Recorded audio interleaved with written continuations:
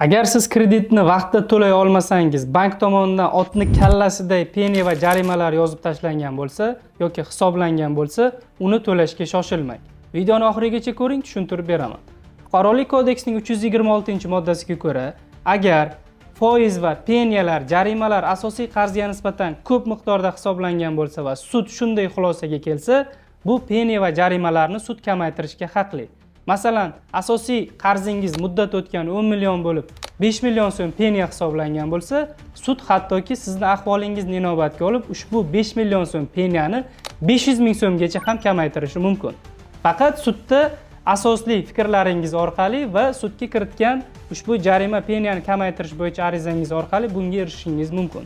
Demak, bunday tahliliy fikrlar hamda tayyor ariza shablonlarini olish uchun mening ko'p yillik tajribamga asoslangan holda yaratilgan Qalqon nomli qo'llanmamda batafsil keltirib o'tdim.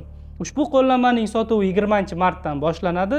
Siz bizga obuna bo'lsangiz, birinchilardan bo'lib ushbu qo'llanmani qo'lga kiritishingiz mumkin.